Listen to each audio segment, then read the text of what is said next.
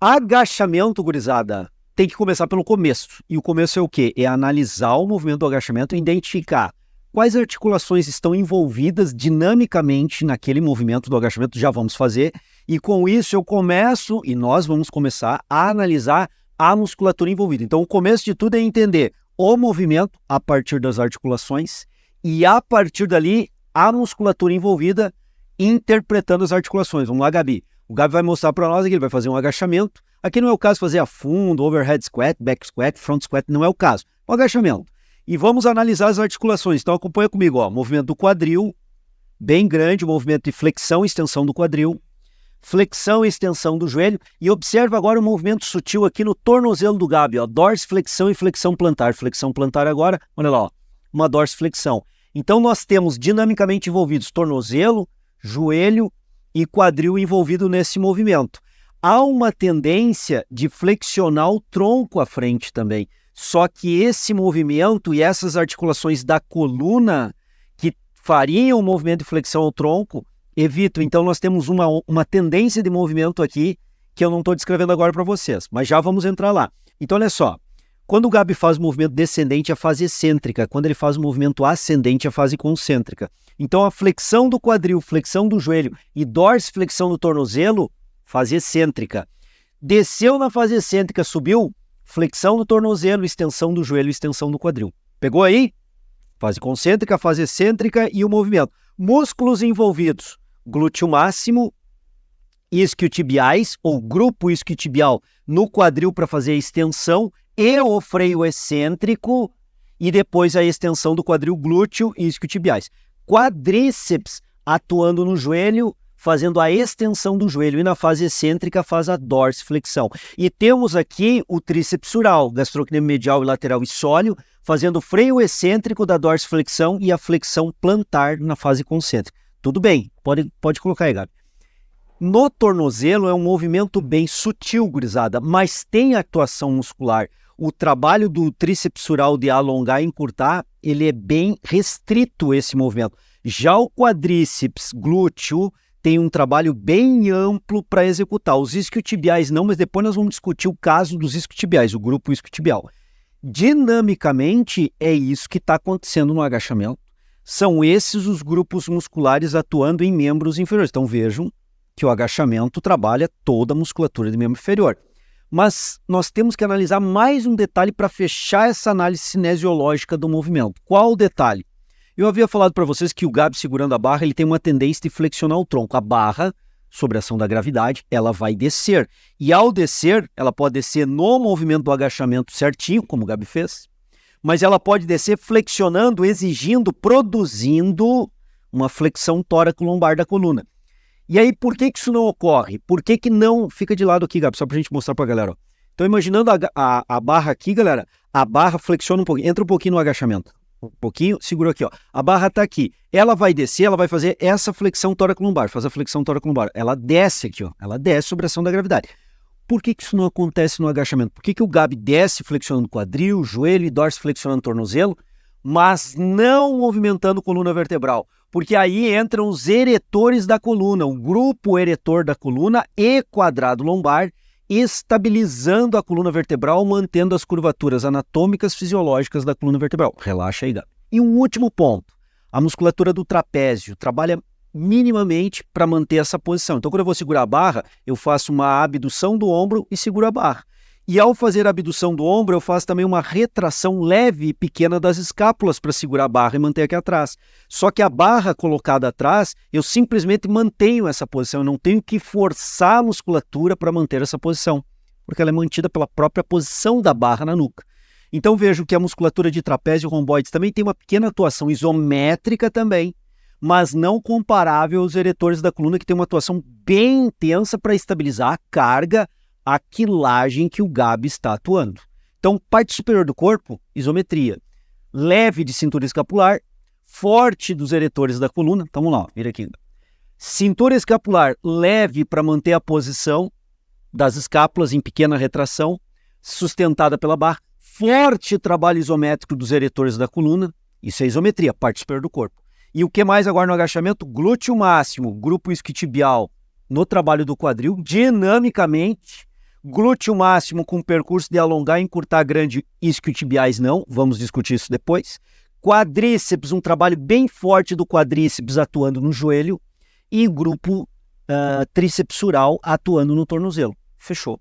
Essa é a análise cinesiológica do agachamento que nós temos que entender desse exercício. Até alguns rotulam, Gabi, como o rei dos exercícios de membro inferior. E aí, se vai ser rei ou não, vocês vão dizer. Mas essa é a análise cinesiológica, envolve inclusive parte superior do corpo e principalmente membros inferiores. Galera, olha só, o Gabi está executando novamente o agachamento e agora vem uns detalhes aqui. O grau de inclinação do tronco. Existem antropometrias diferentes dos nossos clientes, individualidades antropométricas. Tem pessoas que têm o tronco mais longo, tem pessoas que têm os membros inferiores mais longos. Isso, por si só, já interfere no grau de inclinação do tronco à frente. Olha como é que eu vou mostrar isso para vocês.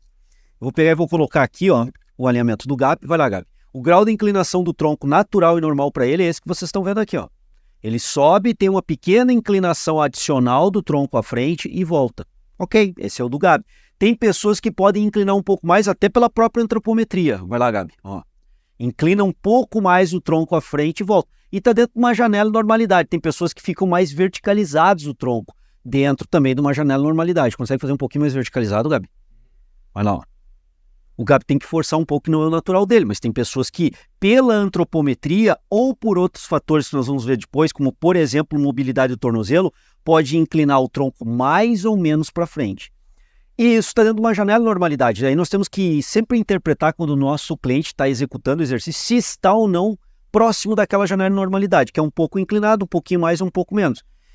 Por que isso? Porque tem um estudo do Lee e colaboradores que ele mostrou um grau de inclinação normal e fez também a execução com a mesma quilagem, o mesmo grupo de pessoas com uma inclinação maior, inclina um pouco mais aí, Gabi. Fica parado embaixo, ó, inclinando mais, inclinando menos o normal, volta um pouquinho aí mesmo, e tenta fazer mais verticalizado, Gabi. E fez mais verticalizado. O que ele avaliou? A eletromiografia dos eretores da coluna. E o que eles identificaram? Quanto mais inclinado estiver o tronco à frente, ó, maior é a ativação, a sobrecarga e o esforço dos paravertebrais, que nós já comentamos, eretores da coluna e quadrado lombar.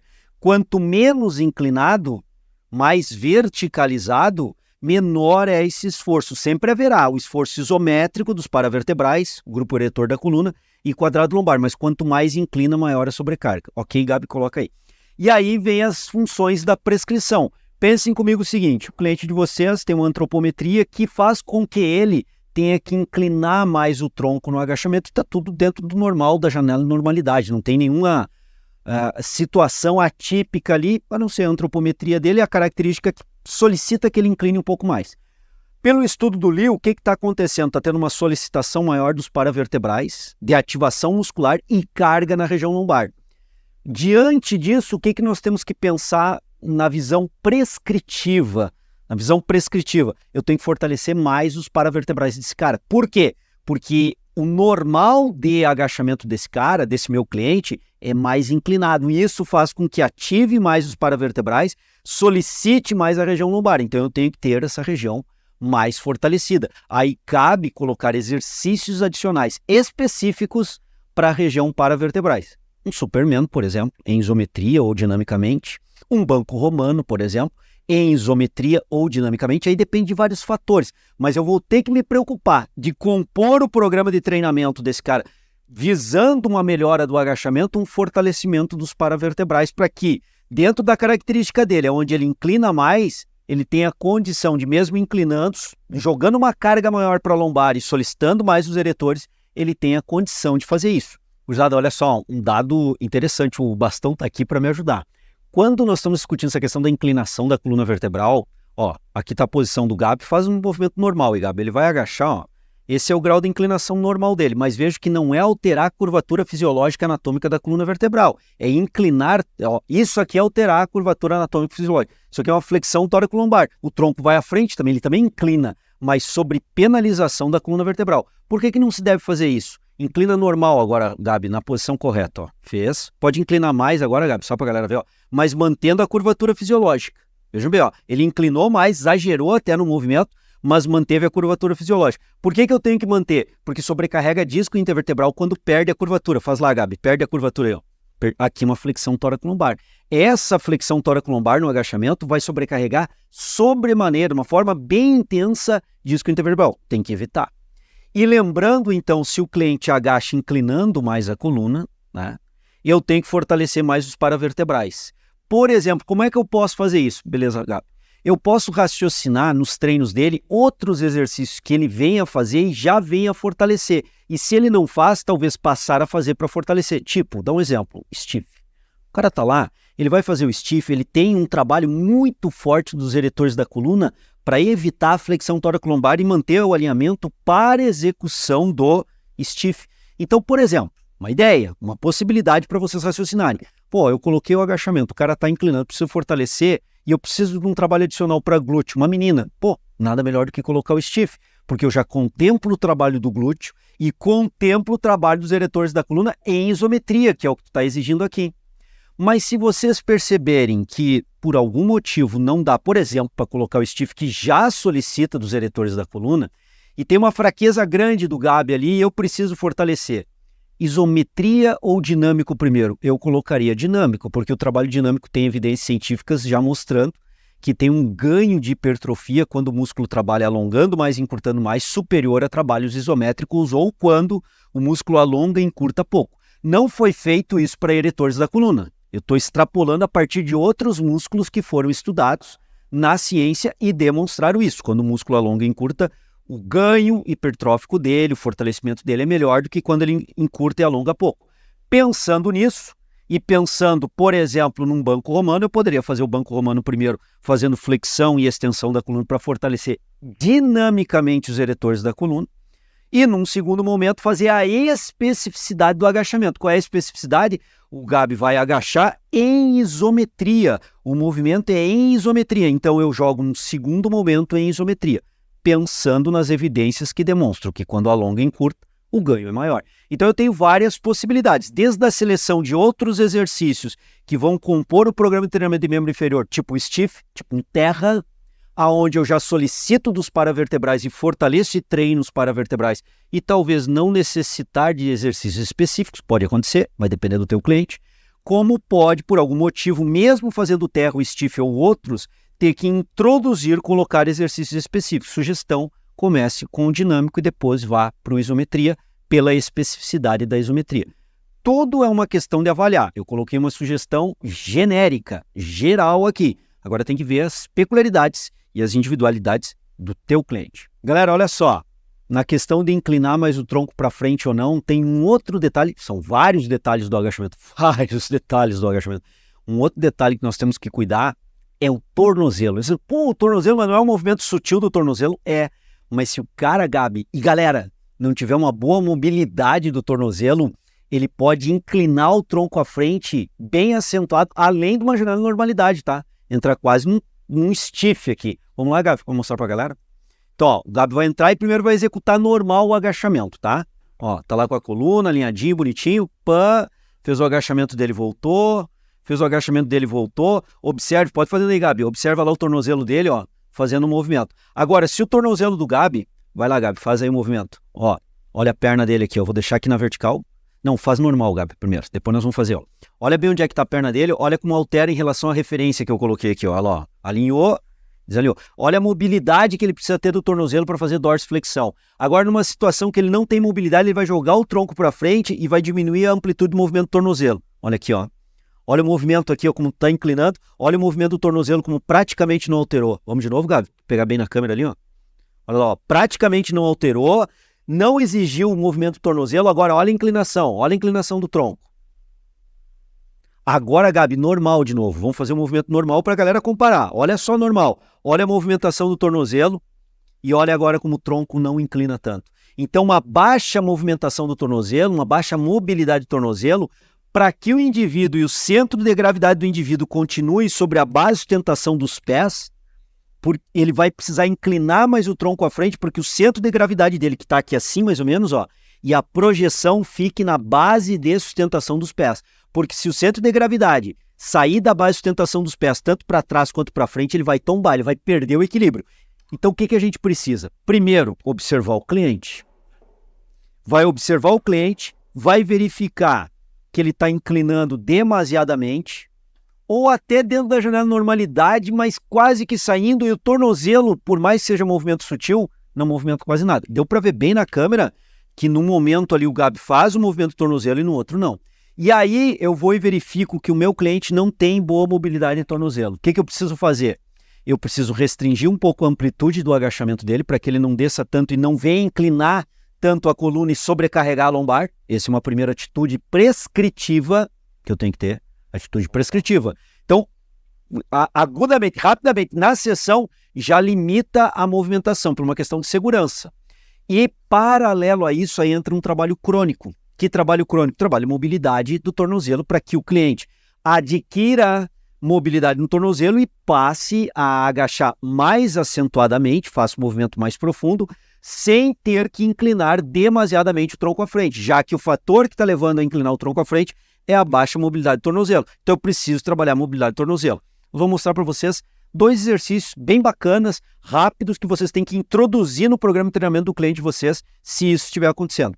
Então vamos lá, gurizada. Vamos ver aí 2 exercícios bem tranquilos para vocês fazerem. A gente adaptou aqui com 2 anilhas no chão, pode ser qualquer coisa que eleve a altura em relação ao solo. Olha como é que o Gabi vai fazer.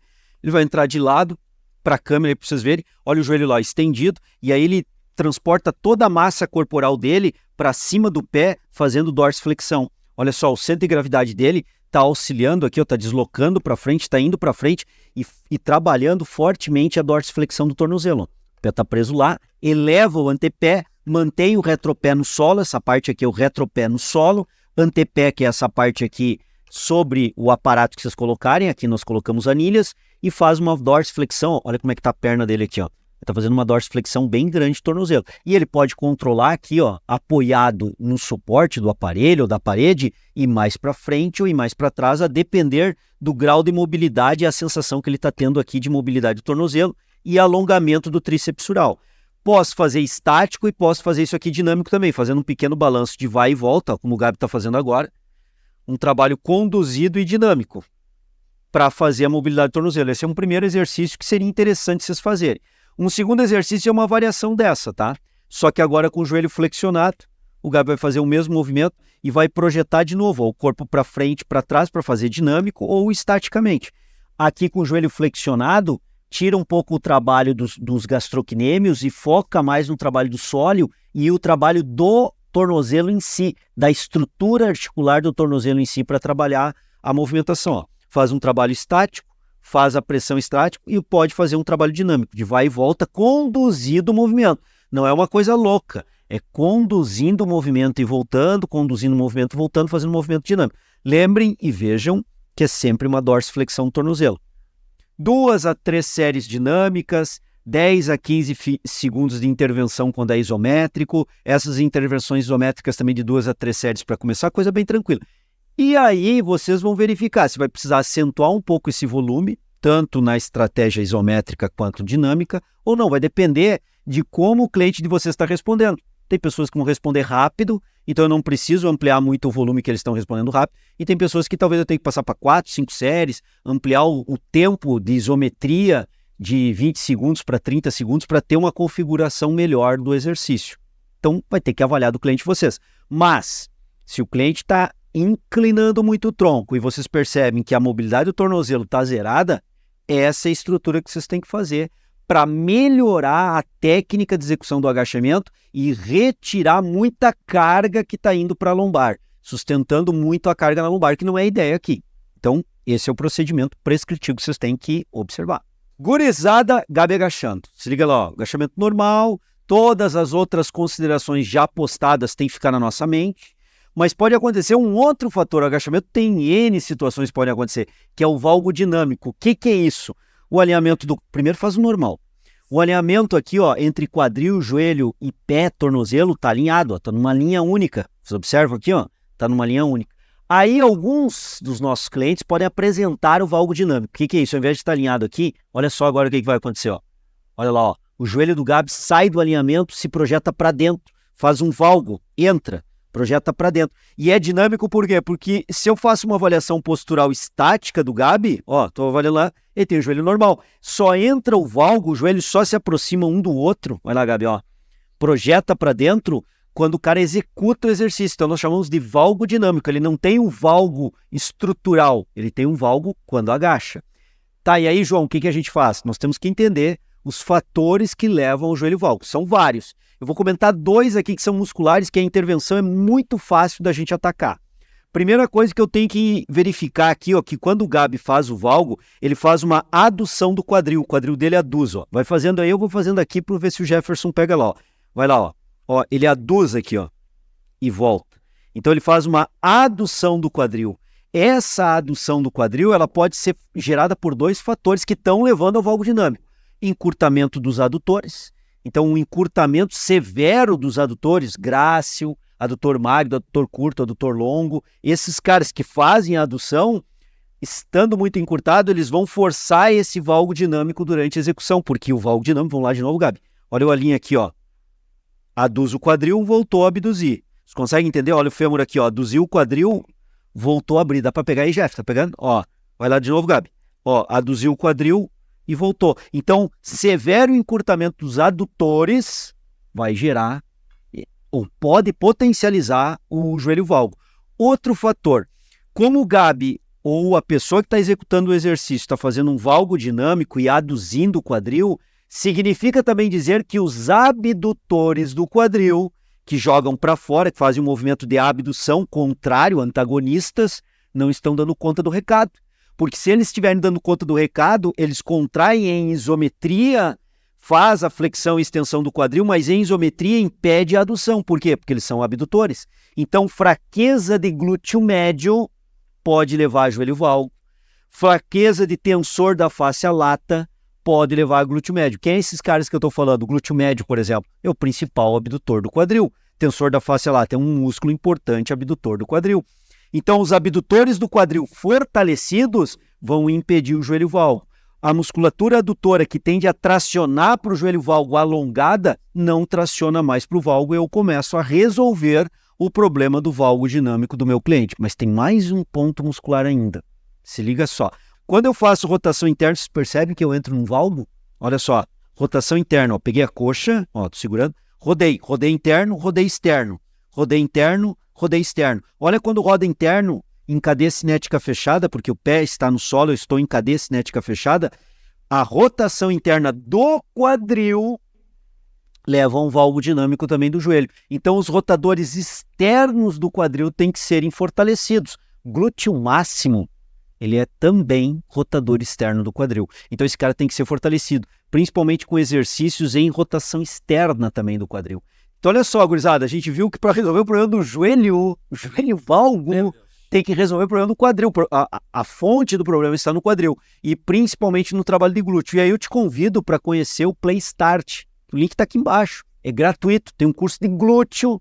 E aí lá tem uma variação enorme de exercícios explicando sobre o glúteo, a questão da rotação. Então, mais do que eu tentar simplificar para vocês aqui singelamente, superficialmente em 5 minutos, melhor vocês fazerem esse curso que é gratuito, está no Play Start, curso de glúteo, aqui embaixo, ó. Clica aqui e aí tu vai acessar um panorama enorme de exercícios que tu podes aplicar, ver a seleção de qual exercício aplicar, as características biomecânicas, cinesiológicas de cada exercício. Então tá bem aprofundado, completo e é de graça, gurizada, conteúdo de primeira linha para vocês poderem estudar.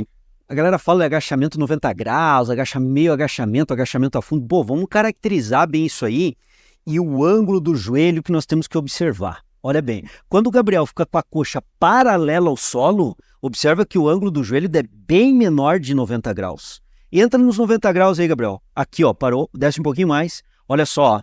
Olha os segmentos aqui, ó. Agora o Gabriel tem entre coxa e perna 90 graus. Olha o alinhamento do corpo dele, a coxa não está paralela ao solo. Coxa não estando paralela ao solo é que permite os 90 graus. Coxa paralela ao solo agora, Gabriel. Olha o ângulo, olha o ângulo.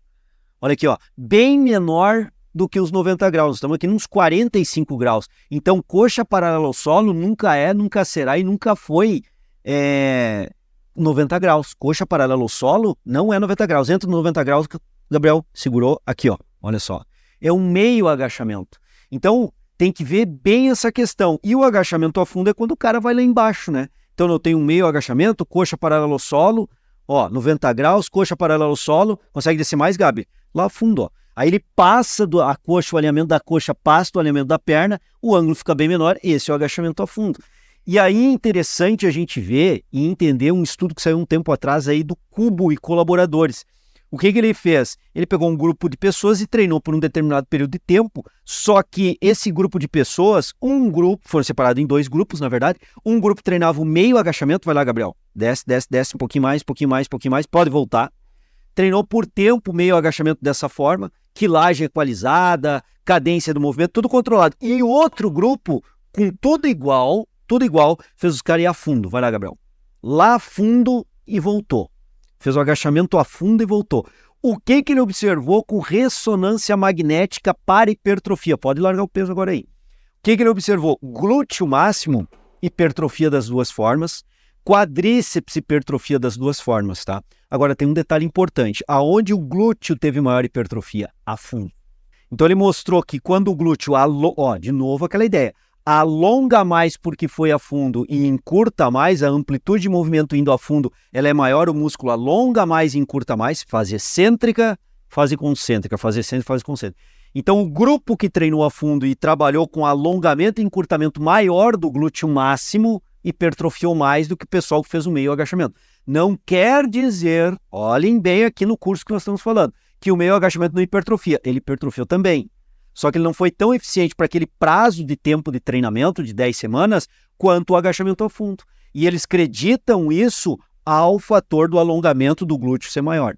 Um outro detalhe importante, adutores de quadril, que também são extensores do quadril, adutor magno, adutor curto, adutor longo, também são extensores do quadril quando eu estou com o quadril bem flexionado. Esse começo da extensão aqui, ó, quadril bem flexionado. Eu começo a fazer a extensão, os adutores também são extensores. E aí o que Kubo e colaboradores viram? Que quando agachou a fundo, também teve ganho hipertrófico dos adutores. Então a gente começa a ver que o agachamento a fundo ele tem algumas vantagens em relação ao meio agachamento. Algumas vantagens do ponto de vista hipertrófico. Então, quando eu agacho a fundo, por alongar e encurtar mais, hipertrofiou mais glúteo. O meio agachamento também hipertrofiou, porém menos. E o grupo adutor de quadril, por eu estar com o quadril bem flexionado, deixa eu fazer aqui de lado aqui para o Jefferson pegar bem, ó, bem flexionado. E esse começo do movimento aqui de extensão no agachamento a fundo também solicita os adutores. Também, por ressonância magnética, foi identificado que também hipertrofia. Olha que bacana os resultados que esse cara trouxe para a gente pensar a prescrição do exercício. Tem um outro detalhe do estudo do Kubo. E o grupo isquiotibial? Não hipertrofiou praticamente nada. Nem no meio agachamento e nem no afundo. E qual é a lógica do grupo isquiotibial não hipertrofiar que os autores colocaram? Paradoxo de Lombard. Putz, o que é esse paradoxo de Lombard? Eu vou te explicar de uma forma bem simples para entender. O músculo isquiotibial, primeiro se liga nisso, ó. Ele durante o agachamento, ele praticamente não muda de comprimento, ele praticamente fica o mesmo comprimento. E o porquê disso já vou te mostrar na prática. Porque numa articulação do quadril e outra articulação do joelho, o grupo isquiotibial também atua no joelho, também atua no quadril. Também atua no joelho, também atua no quadril. No agachamento, ao passo que ele encurta no joelho, ele alonga no quadril. Quando ele encurta no quadril, ele alonga no joelho. Então, seria dessa forma aqui, ó. Eu tenho o joelho e tenho o quadril. Quando ele alonga num, ele encurta no outro. O comprimento total do músculo não alterou. Quando ele alonga no quadril, ele encurta no joelho. O comprimento total do músculo não alterou. E como ele fica quase que numa isometria, entre aspas aí, o ganho hipertrófico dele foi irrisório, pífio. Então vamos dar uma olhadinha. Vamos lá para o agachamento, Gabi. Flexionou o quadril, o que está acontecendo com o grupo isquiotibial? Está alongando. Mas ao passo que ele está flexionando o quadril e alongando o grupo isquiotibial, olha o que está acontecendo no joelho, flexionando o joelho. Aqui o grupo isquiotibial encurta, aqui o grupo isquiotibial alonga. Sobe, Gabi. Estendeu o quadril, encurta o grupo isquiotibial aqui, estendeu o joelho, alonga o grupo isquiotibial aqui. Mais uma vez para pegar bem a galera.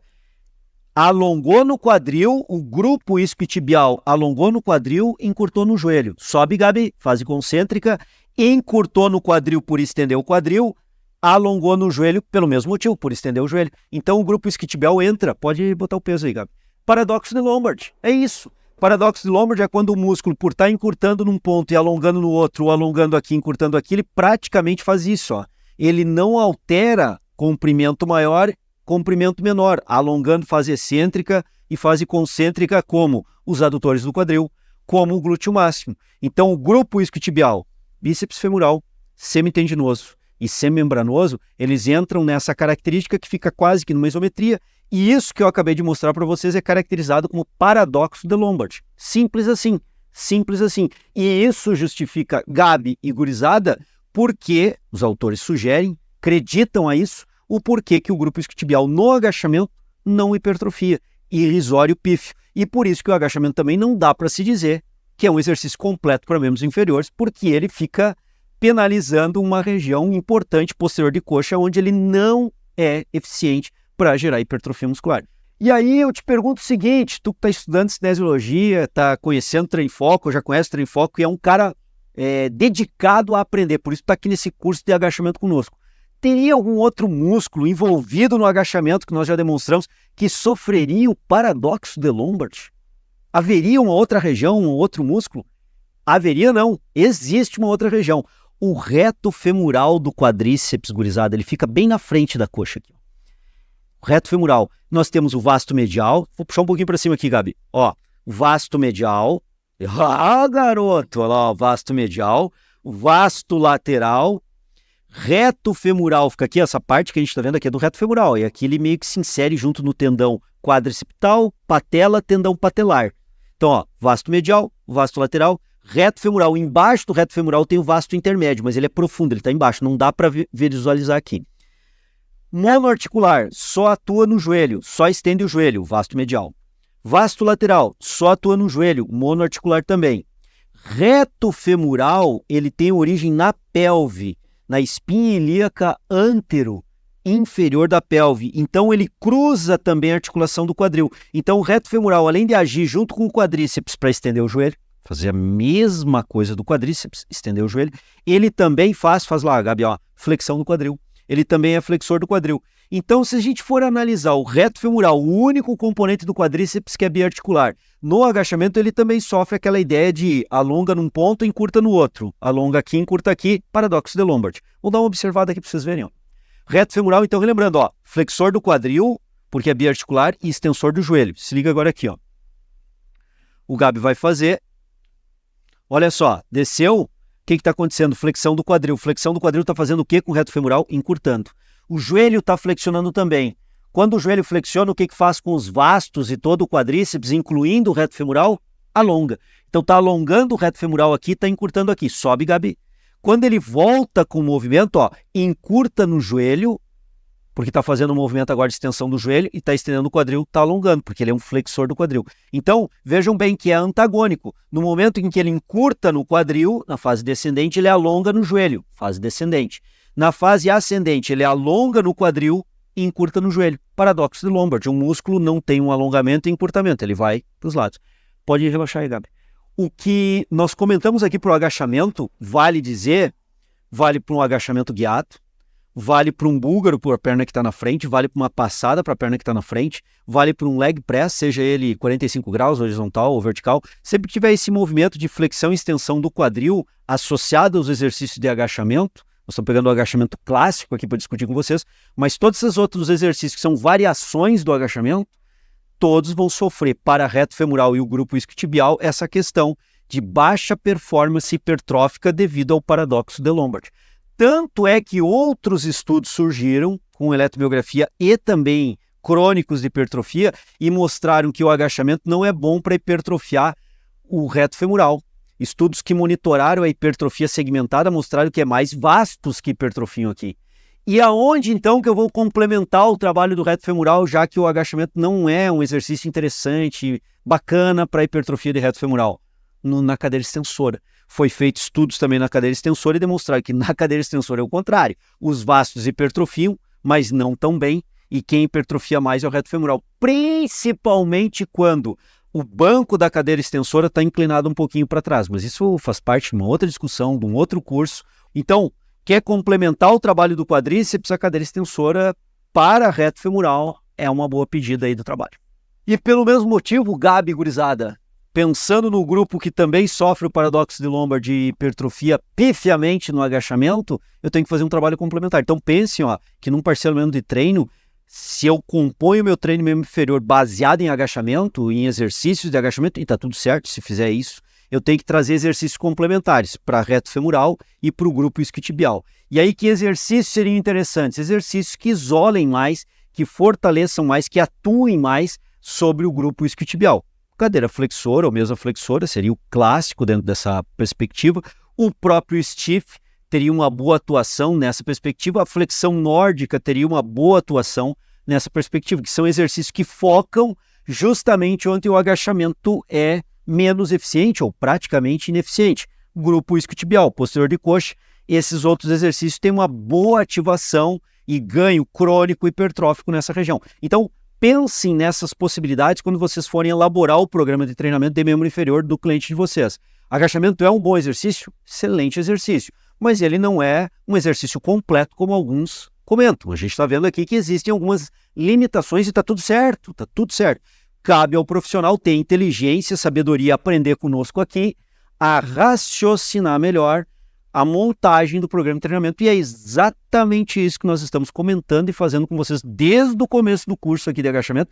Estamos indo passo a passo, trazendo informações para vocês discernir, ter uma visão mais holística, mais ampla e mais completa sobre o agachamento, em diferentes perspectivas prescritivas. Fica ligado. Gurizada, a gente falou da eficiência do agachamento, suas limitações e tal, mas e a segurança? Tem que analisar também, são os dois pilares da prescrição de exercício, também no agachamento. Segurança e eficiência. Eficiência já comentamos. E a segurança agora? Agora é polêmico. Agora nós vamos entrar numa área polêmica da tal da retroversão da pelve no agachamento. Pode ou não pode? Olha, Treino em Foco tem uma defesa aí bem particularizada para te mostrar agora nesse curso, para que tu entenda o nosso posicionamento e possa, dentro desse posicionamento, também se posicionar. E a nossa defesa é o seguinte, já te antecipando, dando um spoiler do que eu vou te explicar aqui. Não é nem tanto com uma extremidade, nem tanto na outra. Por que a situação? Se tu tem um cliente que tem uma coluna íntegra, coluna normal, íntegra, fazer uma leve retroversão da pelve, nada muito abusivo, muito intenso, tá tudo certo. A coluna vai suportar, os discos vão suportar e a vida segue naturalmente na prescrição do exercício. Agora, se teu cliente tem uma coluna como eu tenho, fazer uma retroversão pode ser um crime e um risco de lesão eminente para a coluna. Por quê? Porque eu tenho hernia de disco, eu tenho espondilolistese, eu tenho espondilólise, além de outros fatores como osteófito marginal, degeneração discal. A minha coluna é extremamente fragilizada. Então, quando eu estou agachando, e eu agacho, a coluna não é um cristal, né? Mas eu agacho, eu tomo diversos cuidados, porque a minha coluna é extremamente frágil. Um cuidado que eu tomo é não retroverter minimamente a coluna. Isso não quer dizer que o teu cliente não possa. Tendo a coluna íntegra, pode até um certo grau de retroversão fazer, que está tudo certo, a coluna vai suportar. Agora, tendo limitações, e eu tenho várias, tendo fragilizações de coluna, e eu tenho várias, aí tu pode se tornar e ter que se tornar extremamente radical com a técnica de execução. Tipo terrorismo biomecânico. Aqui não vai ser. Aqui é necessário que faça a técnica o mais limpa possível, sem nenhum grau de retroversão. É o meu caso. E não é terrorismo biomecânico. Agora, se o cliente tem uma coluna normal e eu estou querendo exigir uma limpeza de movimento total sem mínima retroversão, passa a ser um terrorismo biomecânico, gerando um medo de execução do exercício, uma cinesiofobia desnecessária. Então vamos analisar agora com calma esse tema que é polêmico pra caramba. Vamos dar uma analisada aí. Olha só, gurizada, observem o agachamento do Gabriel. Não vou falar nada, observem aí. Vai lá, Gabriel. Tenta agachar, o Gabriel vai agachar fundo, buscando agachar da melhor forma possível. Observem o agachamento do Gabriel. Vai de novo lá. Observa. Olha o ângulo lordose lombar, olha a pelve dele. O que vocês conseguem observar? O Gabriel tem um ponto, vai. Parou, Gabriel. Até aqui, ó, ele tá conseguindo manter a pelve e a curvatura lordose lombar. Vai descendo mais, olha quando começa a retroverter. Olha como retroverte bem no final do movimento. Olha lá, ó, retroverteu pra caramba. Subiu o Gabriel. Vamos mais uma vez pra galera ver. Pega bem a curvatura lordose lombar, vai descendo. Segurou, ó, até aqui ele tá mantendo bem. Vai, desce. Olha lá, ó, olha reto. Voltou, Gabriel. Então, assim, ó, um primeiro ponto, se o Gabriel, aquilo que eu comentei, tem uma coluna fragilizada, tem problema de hérnia discal, tem problema de degeneração discal, tem algumas características, aí vai ter que estudar, fazer um mínimo anamnese com o teu cliente e estudar hérnia de disco e estudar coluna vertebral. No Treino Foco Play, aqui embaixo eu já falei, é gratuito o curso de hérnia de disco que tem a ver com o que nós estamos discutindo aqui. Porque se o Gabriel tem, por exemplo, espondilolistese como eu tenho, ou hérnia de disco como eu tenho, ele vai ter que agachar até onde? Eu vou limitar o movimento dele por segurança, para não retroverter. Vai lá, Gabriel. Ele vai descendo, eu vou observando. Vai descendo, eu vou observando. Vai descendo. Aí, segurou, subiu. Esse é o ângulo do Gabriel. É um ângulo bom, tem uma angulação boa, mas evitar a retroversão. Agora, se o Gabriel tem uma coluna íntegra, tudo tranquilo, natural, vamos lá, Gabriel. Só que o Gabriel, no final do movimento, pode indo, desce, ó, começou a retroverter. Só que aqui eu já acho demais, já vejo demais essa retroversão. Desce mais ainda, Gabriel, consegue? Olha lá, ó. Aí retroverteu. Olha que ele inverteu a lordose lombar, ficou uma cifose lombar. Voltou. Mesmo permitindo uma retroversão, o que eu comentei antes? É uma retroversão sutil, pequena, para uma coluna íntegra. O que aconteceu no final do agachamento a fundo do Gabriel para trabalhar mais glúteo, como nós já comentamos devido ao estudo do cubo? Ele retroverteu demais. A lordose lombar dele, essa curvatura lordose lombar, se transformou numa cifose lombar, inverteu a curvatura, que é para ser desse jeito, inverteu para o outro jeito. Então, isso significa o quê? Que os corpos vertebrais estão pressionando muito o disco intervertebral, que estão saindo totalmente do alinhamento biomecânico da coluna vertebral. Quer entender mais a fundo isso, com análise de radiografia, com demonstração biomecânica, aí é o Treino em Foco Start. Gratuito o curso de hérnia de disco, só clicar aqui embaixo tu vai ter acesso. Tu vai entender detalhadamente isso que eu estou falando. Mas hoje aqui no nosso curso é isso, gurizada. Observa a curvatura de lordose lombar, estou observando. Vai descendo, Gabriel, devagar, vai descendo. Até aí, esse é a segurança que ele não inverte, não retroverte, pode subir. Então, tem coluna fragilizada, esse é o ângulo do Gabriel. Não tem coluna fragilizada, eu posso deixar descer mais, desce um pouquinho mais, retroverteu até aí, pode subir. Tem uma pequena retroversão no final, tá tudo certo, a coluna vai sustentar bem, não tem risco lesivo para isso. Há uma pequena modificação dos corpos vertebrais e pressão em disco intervertebral, tá ok? Tem os eretores da coluna fortalecido, que nós já comentamos antes no curso, isso vai ajudar também a proteger a coluna vertebral quando entra naquela pequena retroversão. É um outro fator que vai ajudar com que eu permito que o Gabriel desça mais, permita ainda uma pequena, pode descer, Gabriel, permita uma pequena retroversão, porque eu sei que ele tem os eretores fortes, pode descer um pouco mais, ok até aí, ó. Então eu permito que o Gabriel desça mais, por quê? Porque eu sei que ele tem os eretores fortes, eu já trabalhei isso, tem uma boa mobilidade de tornozelo, a pelve começa a retroverter, não retroverte muito e a coluna vertebral dele está íntegra, perfeito. Agora, se é o João Moura que está agachando, quando começou mínimo movimento de retroversão da pelve, ó, tô lá observando, imaginando que sou eu com a minha coluna, né? Aí já subiu. Vai ter que limitar bem mais o movimento para que o Gabriel não faça. E mesmo tendo uma coluna íntegra, no final do agachamento a fundo, que é onde o estudo de cubo e colaboradores mostrou que mais gera hipertrofia de glúteo indo a fundo, o Gabriel ir a fundo total não dá, porque a retroversão dele é bem grande. E aí tem um outro detalhe, né? Por que pessoas descem um pouquinho, tu consegue no meio do caminho retroverter já um pouco, Gabriel? Ó, segurou, volta, olha só, o cara mal começou o agachamento, já retroverte, segurou, voltou. O que pode estar gerando essa retroversão? Muita gente acredita que é o grupo isquiotibial encurtado que gera a retroversão da pelve. Não. Os isquiotibiais encurtados, embora eles sejam retroversores, eles não vão gerar retroversão da pelve. Por quê? Paradoxo de Lombard, lembra? No momento que o Gabriel está descendo, ele está alongando aqui, perfeito, mas ele está encurtando lá. Então o músculo praticamente não muda o estado de alongamento e encurtamento dele, ele se mantém. Então por mais que o Gabriel desça parcialmente, coxa paralela ao solo ou vá a fundo, o grupo isquiotibial não vai sofrer encurtamento significativo. Por quê? Porque o joelho está flexionando e ali no joelho está encurtando o músculo. Ele está exigindo alongamento do grupo isquiotibial somente no quadril. Então o grupo isquiotibial não vai gerar retroversão da pelve, mesmo que esteja encurtado. O joelho libera esse movimento dos isquiotibiais. Agora o seguinte, glúteo máximo é monoarticular. O glúteo máximo fica nessa região, face tóraco-lombar, vem e se insere aqui, ó. Sai fibras oblíquas. Aqui está o glúteo máximo. Vai lá, Gabriel, vamos ver se a galera consegue pegar aqui, ó.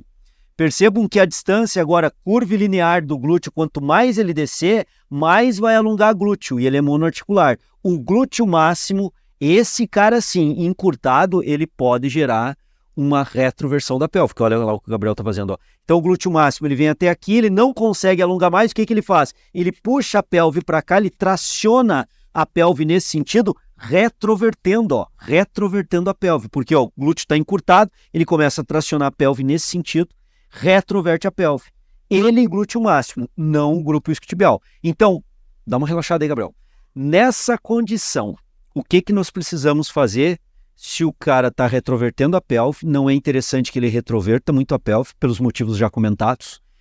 E eu percebo que prematuramente no movimento, o que quer dizer isso? No começo da fase descendente, ele já começa a retroverter a pelve.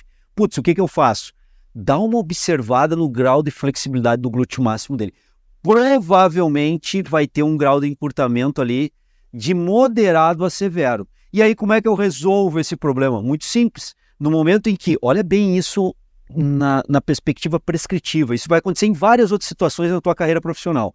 No momento em que eu identifico a causa, a causa da retroversão é o quê? Cara, encurtamento do glúteo máximo. Pronto, eu já tenho tudo na mão, a faca e o queijo na mão. Para quê? Para fazer um programa agora paralelo. Primeiro, eu limito a movimentação do agachamento para evitar a retroversão e proteger a coluna do cara. E num segundo momento, eu acrescento exercícios do que paralelo ao agachamento que eu vou manter no programa de exercício. Eu vou acrescentar exercício de alongamento para glúteo máximo, de flexionamento, para ganhar a extensibilidade daquela fibra muscular do glúteo, que ela, estando encurtada, está levando o cara à retroversão da pelve. E com isso, ao longo do tempo, melhorando a flexibilidade do glúteo máximo, sendo ele o fator causa da retro, ele vai minimizando a retroversão, eu vou conseguindo cada vez descer mais sem ir na retroversão, e quando ele tiver uma flexibilidade adequada, eu vou conseguir fazer o agachamento a fundo dentro das condições do meu cliente. Lembrando que a mobilidade do tornozelo tem que ser observada, nós já comentamos em momentos anteriores aqui dentro do curso. Mas essa é a questão da retroversão no agachamento. É assim que o Treino em Foco se posiciona em relação a isso. Não dá para avacalhar fazendo uma retroversão absurda, como até aconteceu do Gabriel no final do movimento, a tua retro é bem grande. Agora, uma pequena retroversão dá para fazer, não precisa fazer também terrorismo biomecânico, ou seja, nem endeusar e nem demonizar. O meio termo aqui, uma janela de normalidade para essa retroversão, a depender da condição da coluna vertebral do cara, totalmente aceitável. Então a gente tem que individualizar até onde o cara desce no agachamento, as características da coluna vertebral do meu cliente, por isso que é importante avaliar, por isso que é importante tu fazeres o curso aqui de hernia de disco gratuito no Treino em Foco Start, fica a teu critério, mas eu estimulo e sugiro fortemente que tu venha fazer, é aqui embaixo, é só clicar que tu vais encontrar o curso, gratuito. Então, com isso tu vai conseguir entender melhor qual é o teu posicionamento, qual é a tua colocação e quais são as estruturas do programa de treinamento que tu tem que mexer para A, para B, para C, para mais um lado, mais outro lado, em função da especificidade do teu cliente. Tu estás cumprindo aí, algo que eu não tinha falado ainda aqui no curso, tu estás cumprindo o princípio da especificidade, é um princípio do treinamento esportivo, só que esse princípio agora tu não estás aplicando ele no treinamento esportivo em si, tu estás aplicando na segurança ortopédica do teu cliente, analisando as características dele da coluna vertebral, fragilizações ou fortalezas que tem na coluna vertebral, o quanto que ele pode descer sem fazer retroversão, de repente o cara vai lá, senta no calcanhar e não retroverte, tá tudo certo, e aí vida que segue, é botar carga lá no cara e ir progressivamente com essas cargas. Então, são questões de individualização, gurizada, e isso é o princípio da individualidade biológica aplicado à ortopedia e segurança no exercício de agachamento. Não estou em performance, mas eu estou em questões ortopédicas do agachamento. Isso faz um profissional de educação física um cara mais coerente, mais ciente do que está fazendo, com uma estruturação mais forte, mais robusta, e o detalhe, tu vais perceber isso, tu vai conseguir chegar e intervir, falar, explicar para o teu cliente com mais convicto, com mais segurança, e quando tu chega para o cliente, consegue explicar por A mais B o porquê que tu está fazendo isso, mesmo que tenha um youtuber lá, o João Moura, falando diferente, mesmo que tenha um Instagram lá falando diferente. Não, o cara falou isso, mas eu vou sustentar essa fala minha aqui, essa minha abordagem do treinamento por isso. O teu cliente vai entender que tu tens um baita conhecimento, uma visão e está trabalhando para o cliente, não porque um Instagram ou um YouTuber lá falou.